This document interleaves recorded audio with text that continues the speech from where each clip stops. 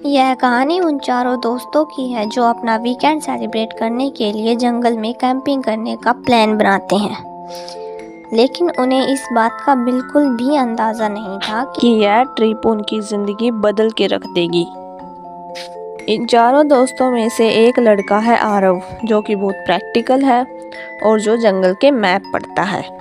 दूसरी है मीरा, जिसे व्लॉग बनाने का शौक है, इसलिए वह हमेशा अपने साथ कैमरा रखती है। तीसरा है कबीर, जो किसी से नहीं डरता और दूसरों का मजाक उड़ाता रहता है। और चौथी है मीरा, जो अक्सर जल्दी ही घबरा जाती है। ये चारों दोस्त शाम के 5 बजे एक ऐसे जंगल में घुसते हैं जिसमें कोई नहीं जाता। जब उन लोगों ने एंटर किया तो वहाँ एक बोर्ड दिखाई दिया जिस पर लिखा था, शाम के बाद एंट्री बंद है। जैसे ही वे जंगल में घुसे, हवा अचानक भारी और ठंडी हो गई। इसके बाद मीरा ने अपना कैमरा ऑन कर लिया और उन लोगों ने आगे बढ़ना शुरू किया।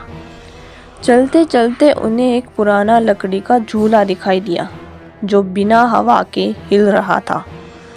निशा रुक गई और बोली, यह जगह मुझे ठीक नहीं लग रही है। फिर आरव ने मैप में देखा कि इस जगह का तो कोई रिकॉर्ड ही नहीं है। अंधेरा तेजी से बढ़ रहा था। उन लोगों ने आगे बढ़ना शुरू किया। कबीर आगे चल रहा था और थोड़ी देर बाद अचानक गायब हो गया। उसके दोस्तों ने उसका नाम पुकारा मगर कोई जवाब नहीं आया। फिर थोड़ी देर बाद कबीर पेड़ों के बीच खड़ा दिखाई दिया, मगर उसके पैर जमीन पर नहीं बल्कि हवा में थे। निशा ने धीमी आवाज में कहा, वो कबीर नहीं है। फिर कबीर ने मुस्कुराकर कहा कि तुम लोग भी यहीं रह जाओगे। तभी आरव का हाथ किसी ने पकड़ा और वो अंधेरे में गायब हो गया। अब बस मीरा और निशा बची थी। फिर मीरा ने देखा कि निशा की परछाई अपनी ठीक जगह पर नहीं है।